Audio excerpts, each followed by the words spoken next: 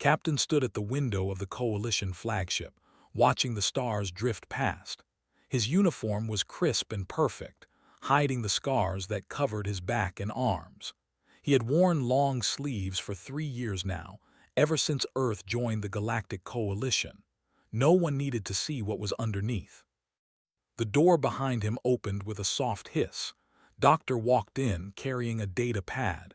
She smiled at him, the same gentle smile she gave everyone. "The medical supplies for the refugee camp are ready," she said. "We can deliver them tomorrow." Nodded. "Good work. How many refugees this time?" "About 4,000, mostly families from the outer colonies." Smile faded a bit. "They destroyed 3 more systems last week. The Coalition fleets couldn't stop them." Said nothing. He had opinions about that, but he kept them to himself. Humans were new to the galaxy. They were guests here. It was better to stay quiet and helpful. The Coalition had accepted humanity 30 years after first contact. Those 30 years had been spent watching Earth from a distance. The aliens had studied human culture, human technology, and human behavior. Their conclusion was simple: humans were a peaceful species. Yes, they had some old wars in their history, but that was in the past. Modern humans were perfect for diplomatic work, medical care, and scientific research. They were not fighters. Sometimes wondered what the aliens would think if they knew the truth, but he never told them. None of the humans did. "Captain, Doctor," a voice came through the intercom. "The Council requests your presence in the main chamber. Ambassador has called a meeting." And exchanged a glance. Council meetings usually meant bad news these days. The main chamber was huge, with seats arranged in circles. Representatives from dozens of alien species sat together, their forms ranging from insect-like to gaseous clouds. At the center stood Ambassador, Earth's main representative. He was an older man with gray hair and calm eyes. His left arm was mechanical, a sleek prosthetic that he never explained to anyone who asked. "Thank you all for coming," said, his voice steady. "I've received new information about the advance. They're moving faster than predicted. At their current speed, they'll reach the core systems within 6 months." A ripple of concern moved through the chamber. Commander, a tall alien with blue scales and 4 arms, stood up. His species, were known as the greatest warriors in the Coalition. "We have already deployed 5 fleets to stop them," said, his voice full of confidence. "They cannot stand against might." Cleared his throat softly. "Commander, if I may suggest." Turned to look at him, and something like amusement crossed his face. "Yes, human. Do you have military advice for us?" "They don't fight like you do," said carefully. "They don't follow honor codes. They use biological weapons, scorched planet tactics, and that is why they will lose," interrupted. "Barbaric tactics cannot defeat disciplined warfare. We have fought for 10,000 years. We know war." He looked around the chamber. "No offense to our human friends, but your species has lived in peace for decades. Leave war to species bred for it. Your kind runs from conflict." Several aliens made sounds of agreement. Felt something cold settle in his stomach, but he said nothing more. Beside him, his gentle smile never changed, but her hands gripped her data pad a little. Ambassador spoke up. "We understand, Commander. However, Earth would still like to help. We can offer tactical analysis, supply chain management, and—" "You can help with the refugees," said, waving one hand dismissively. "That is what humans do best, yes, caring for the weak and frightened. Leave the fighting to us." The meeting continued, but barely heard the rest.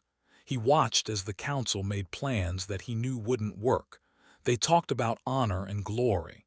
They talked about meeting the enemy in open battle. They talked about everything except winning. After the meeting ended, found himself walking through the ship's corridors with an ambassador. For a long time, none of them spoke.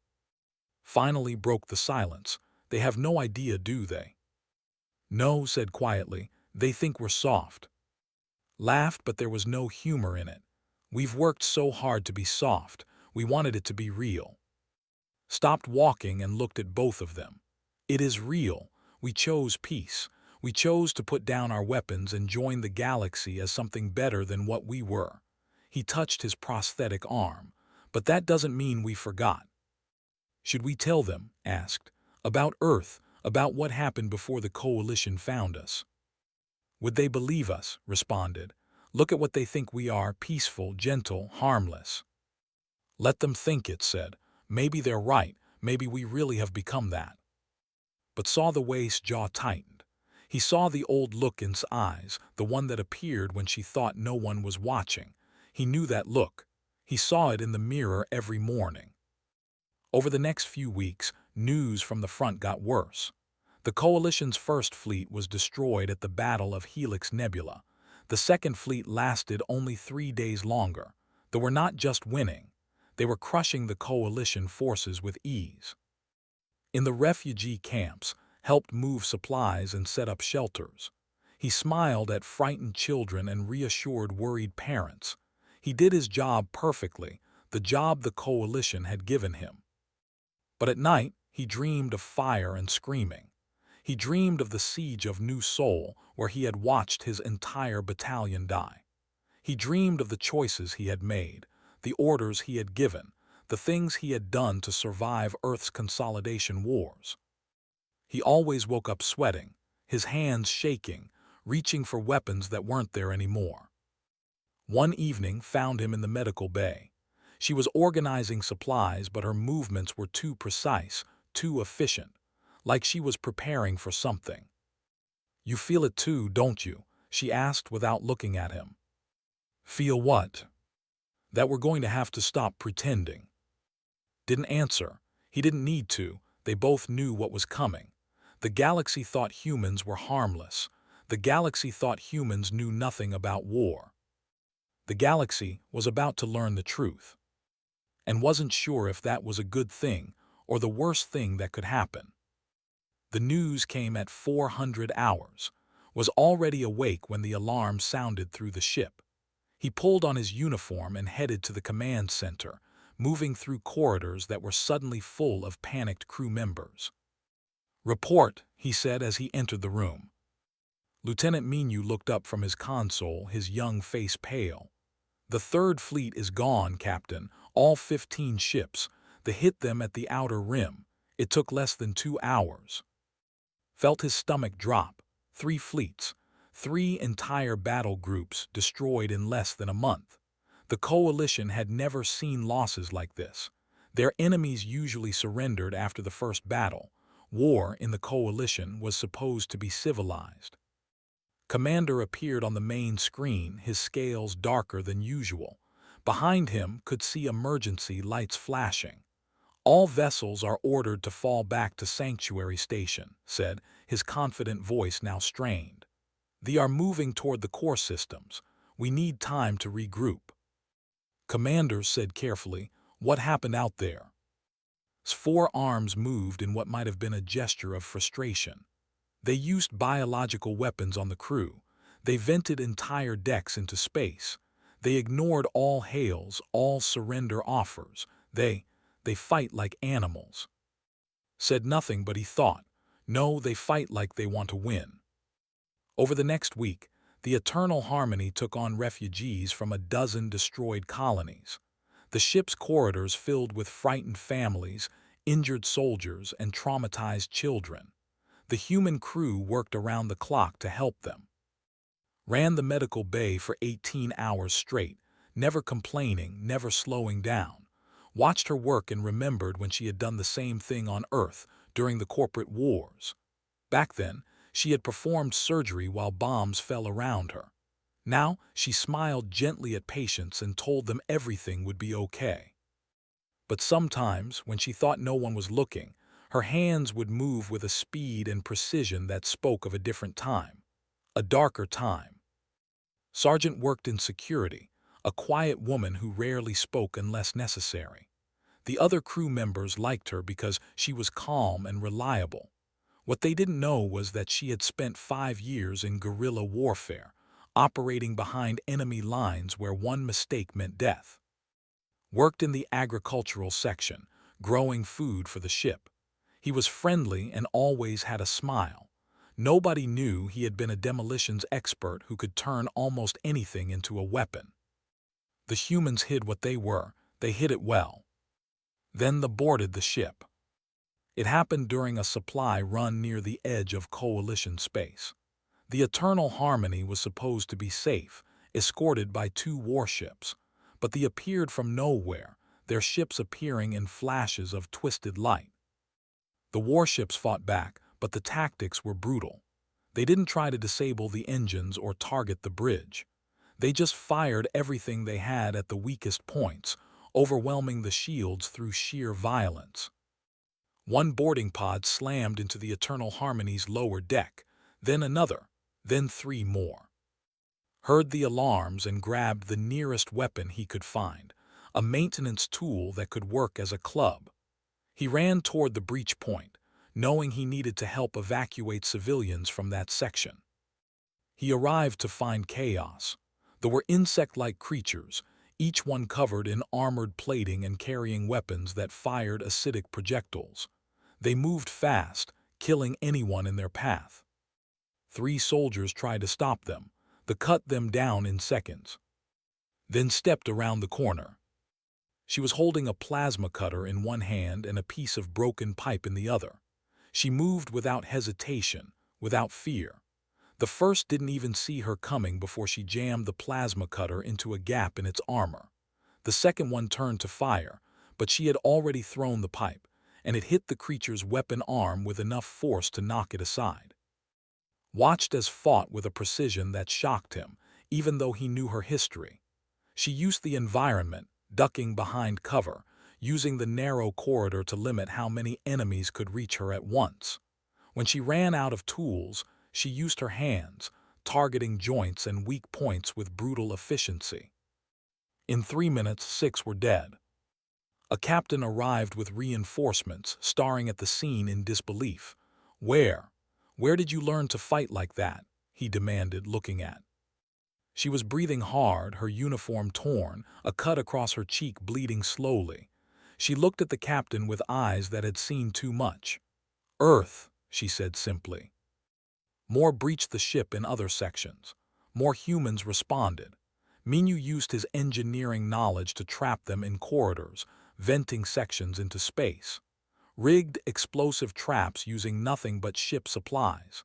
Treated the wounded with one hand while holding a weapon in the other, protecting her patients without hesitation. The boarding parties were destroyed, but the Eternal Harmony was badly damaged. When the attack finally ended, the ship limped toward Sanctuary Station with the rest of the retreating Coalition fleet. In the aftermath, the alien crew members looked at the humans differently. They asked questions. "Where did you learn to fight? Why didn't you tell us? What else are you hiding?" The humans didn't answer, not yet. But Commander came to see Ambassador in his quarters, and were there too, stood in the doorway, all 4 of his arms hanging at his sides. He looked tired. "We're losing this war," said quietly. "They will reach Sanctuary Station within days. Our fleets are broken. Our tactics don't work against them." He paused. "I watched your sergeant fight. I've been a warrior for 40 years and I've never seen anything like it." "She's a good soldier," said carefully. "She's more than good, she's," struggled to find the word. "She's terrifying, all of you are, the way you fight, it's like." He looked at them. "It's like you've done it before, many times before." Silence filled the room. Finally spoke, "We have. But Earth has been at peace for decades. The Coalition this." "Earth has been at peace for 30 years, corrected. Before that," he touched his prosthetic arm, "before that we nearly destroyed ourselves." Stared at them, "Tell me." So they told him. They told him about the Consolidation Wars, the 50 years of hell that almost ended humanity. They told him about the 2 billion dead, the cities burned, the weapons that made tactics look civilized. They told him what humans could do when they decided something needed to die. When they finished was quiet for a long time. "Every human in the Coalition," he said slowly, "they're all. Everyone over 40 is a veteran," confirmed. We didn't lie about wanting peace. We just didn't tell you what we had to do to get it. Looked at each of them, seeing them clearly for the first time. Can you fight the? Yes, said simply. Will you? Met his eyes. That depends, will you let us? The High Council chamber was full when Ambassador walked in. Every seat was occupied, and hundreds of species watched as he took his place at the center. High Counselor floated above them all, her energy form shimmering with concern. Ambassador said, her voice like wind chimes. Commander has made an unusual request. He says humanity has been misrepresented in our records. He asks that you tell us the truth about Earth's history. Stood tall, his prosthetic arm visible for everyone to see. He had stopped wearing long sleeves. The Coalition observed Earth for 30 years before accepting us, he began. You saw peace. You saw cooperation. You saw a species that had put away violence. He paused. What you didn't see was what came before. He activated a holographic display. Images of Earth appeared, but not the beautiful planet the Coalition knew. These images showed cities in ruins, skies dark with smoke, and battlefields stretching as far as the eye could see. This is Earth 60 years ago, said. During what we call the Consolidation Wars, for 50 years humanity fought itself. Nations against nations, corporations against governments, factions against factions. We fought over resources, over ideologies, over land. We fought until 2 billion of us were dead. Gasps echoed through the chamber. 2 billion was more than the total population of most coalition species. The wars didn't end because we became peaceful, continued. They ended because we were too exhausted to keep fighting. We looked at what we'd done to ourselves and realized that if we didn't stop, there wouldn't be a human species left to save. He looked around the chamber. So we stopped. We rebuilt. We unified. And when the Coalition found us 30 years later, we desperately wanted to be something different than what we'd been.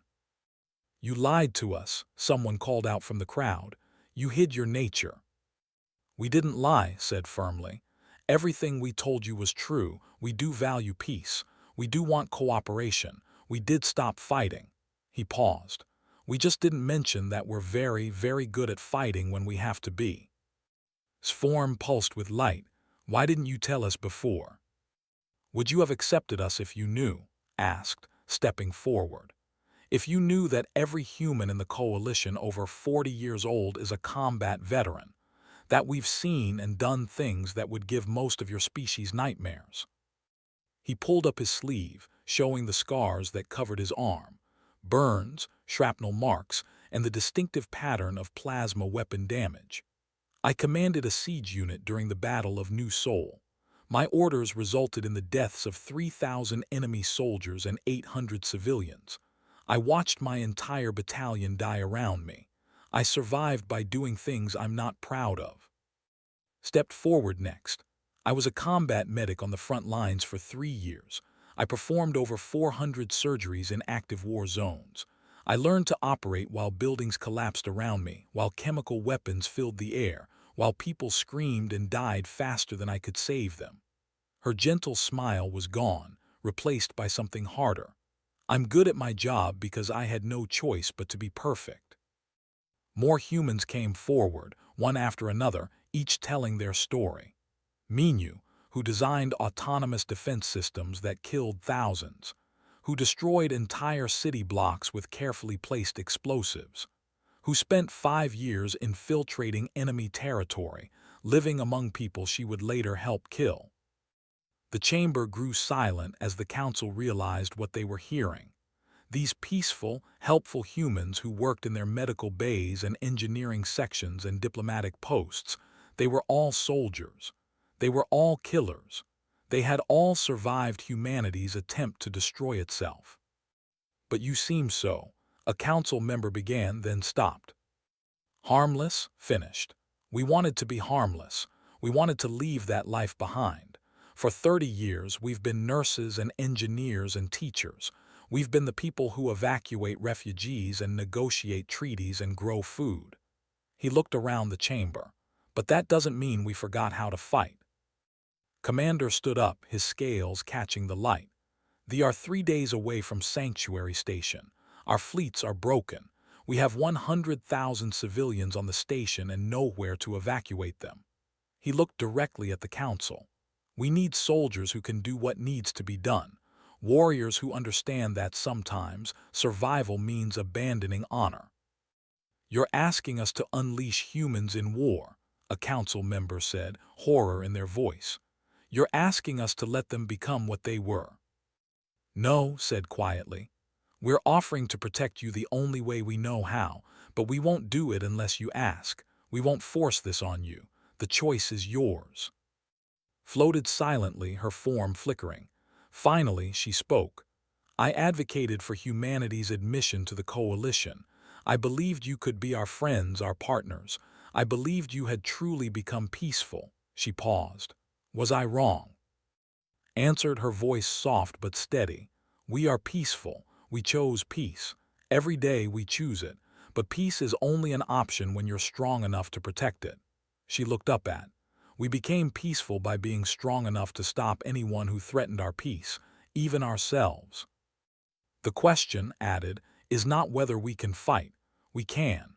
The question is whether you'll let us and whether you'll be able to accept what that means." The council debated for hours. Some species argued that humanity was too dangerous.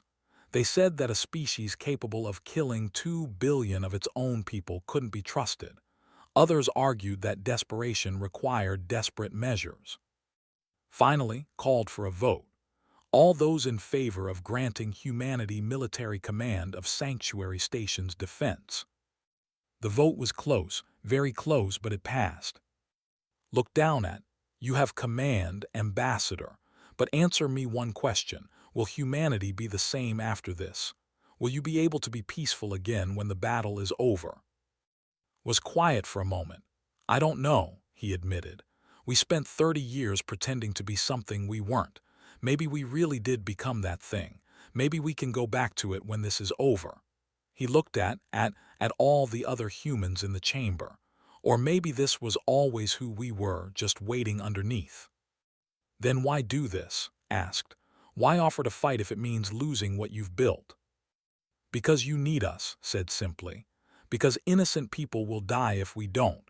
Because," he paused, searching for the right words, "because maybe the point of becoming peaceful wasn't to forget how to fight. Maybe it was learning when not to." Stepped forward and, in a gesture that shocked everyone, saluted the humans. "Sanctuary Station is yours to defend, Captain. Show us what humans do when their backs are against the wall." Returned the salute. "Yes, sir." He turned to the other humans. "Get ready. We have 3 days to prepare a station for total war." As they left the chamber, walked beside. "There's no going back from this," she said quietly. "Once they see what we really are, everything changes." "I know," replied. "But right now, survival is more important than reputation." Behind them, the council watched them go. They had asked humans to fight. They were about to learn why humanity had nearly destroyed itself learning how to win wars. And they weren't sure if that knowledge would save them or terrify them more than they ever could. The first thing did was clear the station's command center. He stood at the main console and pulled up a map of Sanctuary Station. "We have 72 hours," he announced to the assembled officers. "That's not enough time to do everything, so we prioritize. I need you to map every power conduit, every ventilation shaft, every system we can weaponize." Minyu nodded, his fingers already moving across his console. "Already started, Captain." "Take security. I want traps on every approach vector, mines in every corridor the enemy might use, and kill zones with overlapping fields of fire." His voice was calm, but his words made several alien officers shift uncomfortably. "Mines?" asked. "Those are prohibited under Coalition combat protocols." "So are biological weapons and venting decks into space," replied. "They don't care about protocols. Neither can we, sir. If you want us to fight by Coalition rules, we'll lose. If you want us to win, you need to let us fight our way. Was silent for a moment, then nodded. Do what you need to do. Within 6 hours, the station transformed. The humans worked with an efficiency that amazed the coalition species. They moved like they'd done this 1,000 times before, because they had. Converted the medical bays into mass casualty centers. She removed all the decorative elements, reorganized equipment for speed rather than comfort, and set up triage systems designed to handle hundreds of wounded at once. Her staff watched in shock as the gentle doctor they knew disappeared, replaced by someone who spoke in short, clipped sentences and expected instant obedience. "This is how we save lives in war," she explained to a nurse who questioned the changes. "Pretty doesn't matter. Fast matters. Efficient matters. When people are dying faster than you can count, you learn to cut away everything that isn't essential." Worked with the engineering teams, turning ordinary station systems into weapons. He rigged reactor overloads that could be triggered remotely. He modified fire suppression systems to release poison gas instead. He showed the engineers how to turn simple mining charges into devastating traps. An engineer stared at his plans in horror. These are war crimes." "Only if you lose," said without emotion. "If you win, they're just tactics." The coalition soldiers didn't know what to think. They watched humans prepare for a kind of warfare they'd never imagined.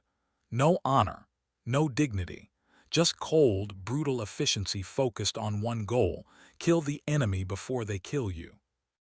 On the second day, a ship arrived from Earth. Colonel stepped off with 200 soldiers, all of them officially listed as diplomatic security forces.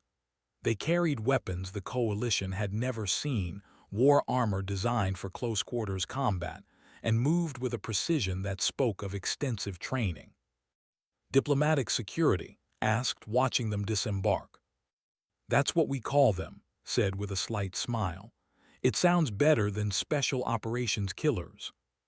Saluted, she was a woman in her 50s, with scars visible on her neck and a mechanical eye that glowed faintly. "Captain, where do you need us?" "Boarding, defense, and counter-assault," replied. "When they breach the hull, you're our first response." "Understood," turned to her soldiers. "You heard the captain. Prepare for close-quarters combat. I want overlapping teams, backup positions, and escape routes. If we're going to be fighting in corridors, we fight smart." Another human arrived that same day. Was listed as a translator, a quiet man who worked in the communications department. Now he stood in the command center, setting up equipment that broadcast on frequencies they used. "What are you doing?" a communications officer asked. "Psychological warfare," replied. "I'm going to broadcast messages designed to confuse and demoralize the enemy. False retreat orders, fake surrender offers, anything that might make them hesitate or make mistakes." "That's dishonest." "War isn't honest," said flatly. "War is about winning. Everything else is just philosophy." On the third day, they arrived. Their fleet appeared at the edge of the system, over 100 ships moving in perfect coordination. They didn't send messages. They didn't offer terms. They just started advancing. Stood in the command center, watching the tactical display. Around him, human and alien officers worked together, but the atmosphere had changed. The aliens watched the humans with a mixture of respect and fear. "All stations report ready," Minu announced. "Trap systems armed," added. "Medical teams prepared for casualties," said quietly. Took a deep breath. Somewhere in the back of his mind he heard the screams from New Soul. He pushed them away. There would be time for nightmares later if he survived. "All hands," he said into the shipwide comm. "This is Captain. The enemy is here. They're coming to kill everyone on this station. We're not going to let them. Fight smart, fight hard, and remember, we've survived worse than this." He closed the channel and looked at. "Sir, recommend we let them get close before we spring the first trap." "How close?" "As close as possible. Make them think we're weak. Then hit them with everything." Scales rippled with something that might have been respect. You're using their arrogance against them. They think they've already won, said. Let them keep thinking that until it's too late. The advanced, their ships moving in a formation designed for overwhelming assault. They destroyed 3 coalition fleets with this approach. Why would a single station be different? They reached weapons range. The coalition defense platforms opened fire, but it was clearly not enough. The pushed through, taking some damage but not slowing down. They moved toward the station like a tide of insects, unstoppable and hungry. Now, said quietly. Mean you pressed a button. All around the station, systems that looked like normal defensive platforms suddenly changed. They weren't firing at the ships. They were releasing clouds of microdebris, tiny pieces of metal and rock that had been accelerated to incredible speeds. The flew straight into them. The debris clouds shredded the leading ships. Their armor, designed to withstand energy weapons, couldn't handle thousands of high-velocity impacts. Ships broke apart, spilling atmosphere and bodies into space. The fleet faltered, confusion rippling through their formation. That's when broadcasts started, sending false orders in tactical codes. Some ships veered off, following retreat orders that were never given. Others held position, waiting for confirmation that would never come. Second wave ordered. More traps activated. Fake coalition ships that were actually just reactor cores rigged to explode. Mines that had been disguised as debris. Every dirty trick humanity had learned in 50 years of war, all used at once. The fleet lost 30 ships in the first 10 minutes. They'd never experienced an enemy that fought like this. No honor, no warning, just cold-blooded killing efficiency. But they were numerous and they adapted quickly. The surviving ships pushed through, firing back, destroying the trap systems. They reached the station and began their boarding assault. Hundreds of boarding pods slammed into Sanctuary Station's hull. They poured out, ready to slaughter everyone inside. They ran straight into soldiers. The fighting in the corridors was brutal. Traps killed dozens of before they even saw a defender. When they pushed through, they found humans waiting with weapons designed for close-range killing. No mercy, no hesitation, just trained soldiers doing what they'd been taught. In the command center, watched the battle unfold on screens. He saw humans fighting with a ferocity he'd never witnessed. They didn't try to be heroic.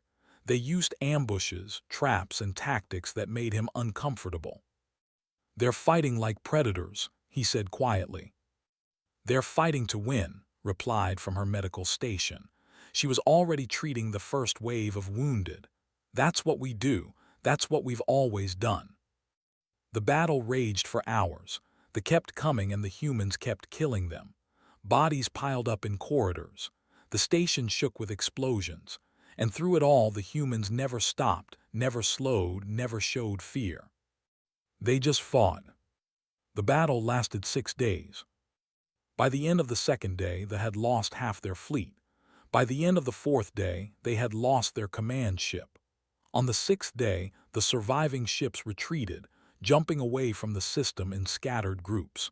They left behind thousands of dead and a station covered in scars. Stood in the command center, watching the enemy flee. He'd been awake for 48 hours straight, running on stimulants and old instincts. Around him, the command crew looked just as exhausted. Minyu had burns on his hands from manually rerouting power during an overload.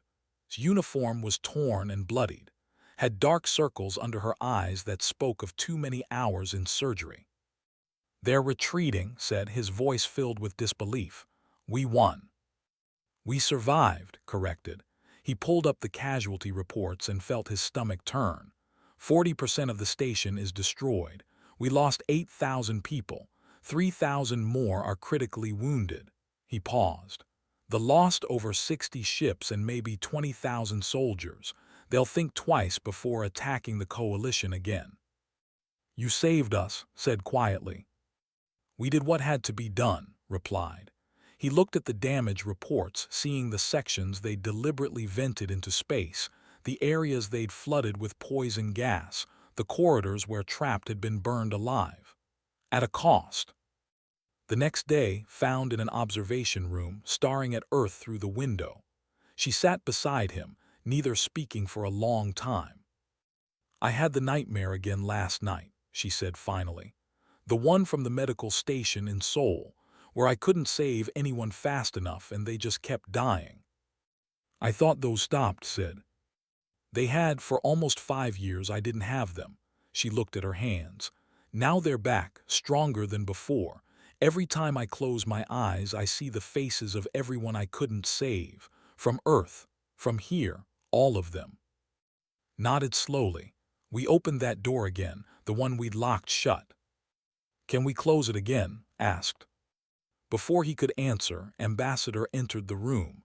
His prosthetic arm had been damaged in the fighting, and he hadn't bothered to get it repaired yet. "The High Council wants to speak with us," he said. "All senior human personnel." They gathered in the council chamber once more. This time, the room was different. Some seats were empty, representatives who had died in the battle. The others looked at the humans with expressions ranging from gratitude to fear. High Counselor spoke first. "You saved Sanctuary Station. You saved perhaps 1 million lives across the Coalition. They are retreating, their forces broken. We owe you a debt we cannot repay." "You don't owe us anything," said. "We did what anyone would do." "No," replied. "You did what no one else could do. You fought with a brutality and efficiency we've never seen. You used tactics we would have called war crimes. You killed without hesitation, without mercy." She paused. "And it worked." A council member stood up, his form trembling. "That's why we're afraid. We asked for your help and you gave it. But now we've seen what you truly are. We've seen what humanity is capable of when you stop pretending to be peaceful."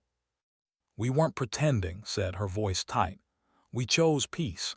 Every day for 30 years we chose it." "But you chose violence when it was necessary," another council member said. "Which means you were always capable of it. You were always warriors, just hiding behind smiles and medical bags." Stood up slowly. "You want to know what we are? Fine, I'll tell you." He looked around the chamber.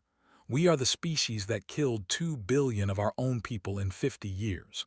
We are the species that learned every possible way to kill, to destroy, to cause suffering. We did it to ourselves because we thought our causes were worth it, our ideologies were worth it, our pride was worth it." He paused, his voice growing quieter. "And then we looked at what we'd done and we were horrified. We realized that being good at killing didn't make us strong. It made us monsters. So we stopped. We put down our weapons and tried to become something better." "But you picked them up again," a council member said. "Yes," agreed. "Because you needed us to, because innocent people were going to die if we didn't." He looked directly at. "We didn't want to be soldiers again. We wanted to be doctors and diplomats and engineers.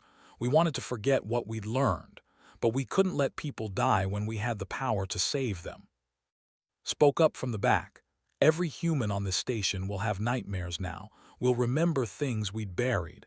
We'll wake up screaming, reaching for weapons that aren't there. Some of us won't be able to look at ourselves in the mirror anymore." Her voice was steady, but her hands were shaking. "That's the price we paid to save you. We gave up the peace we'd found." The council was silent for a long moment. Finally spoke. "What happens now? Can you go back to being peaceful, or have you become warriors again?" Was quiet, thinking. "I don't know," he admitted. "Maybe we were always warriors who chose peace. Maybe peace is just what warriors do when they're not fighting." He looked at the other humans. "But I know this, we're not your enemies. We never were. We're the people who will do terrible things to protect those who can't protect themselves. That makes us either your best friends or your worst nightmare, depending on which side you're on." Commander stood up. "I have a proposal," he said. "Humanity has proven itself in battle. We need soldiers who can fight like you do, who understand warfare the way you do. I propose that humanity be given a new role in the Coalition. Not as diplomats or doctors, though you can still do those things, but also as our final defense force. What does that mean? Asked. It means you only fight when we're desperate, explained. When the enemy is at our gates and all other options have failed. When survival requires the kind of warfare that most of us can't stomach. He looked at them. You'll be the ones we call when we need someone who knows how to win at any cost. You're asking us to be your killers, Minu said bluntly. I'm asking you to be our protectors, replied. But yes, that means being killers when necessary. It means carrying that burden so others don't have to. The council debated, but the decision was already made. Humanity would remain in the coalition, but everyone now knew what they truly were. The vote passed by a wider margin this time. After the meeting, the humans gathered in a quiet corner of the station. They looked at each other, seeing the exhaustion and pain in each other's eyes. We can't go back, said quietly. Not really. We'll always be the species that knows how to kill too well. Maybe that's okay, replied. Maybe the point isn't to forget what we are. Maybe it's to choose what we do with it. Still wearing her damaged armor, spoke up. My unit lost 18 soldiers in the battle. Good people who came here thinking they'd never have to fight again. They died protecting aliens they barely knew. She looked around at them. But they died doing something that mattered. They died being more than just killers. They died being protectors. Walked back to the observation window, and the others joined him. They stood together, looking at Earth in the distance. That small blue planet where they'd learned to be monsters, then learned to be better than monsters. Think we'll ever really be harmless? Asked, echoing her earlier question. Was quiet for a moment. No, he said finally. But maybe we don't need to be. Maybe being controlled is better than being harmless. Maybe choosing when to fight is more important than never fighting at all. Put her hand on his shoulder. We're going to have nightmares for the rest of our lives. I know. But we saved them. 1,000,000 lives, maybe more. I know that too. They stood there in silence, watching Earth slowly rotate. Behind them, the coalition began to rebuild, forever changed by the knowledge that the peaceful humans among them were warriors who had chosen peace, not because they couldn't fight, but because they had learned the true cost of fighting.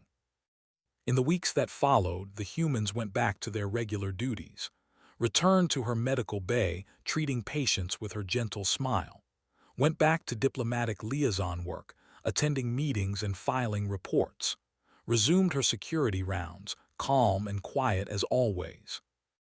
But everyone who saw them knew the truth now. They saw the scars, visible and invisible.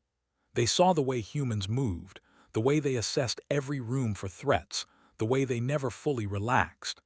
They saw people who had survived humanity's attempt to destroy itself and then chose to protect others with that same terrible knowledge. The galaxy had thought humans were harmless. They had learned the truth. Humans were capable of incredible violence, but they chose peace anyway. That choice, made every day despite the knowledge of what they could do, was what made them truly strong. And if the day came when peace wasn't enough, when survival required soldiers who understood that war meant doing whatever it took to win, well, humanity would be ready.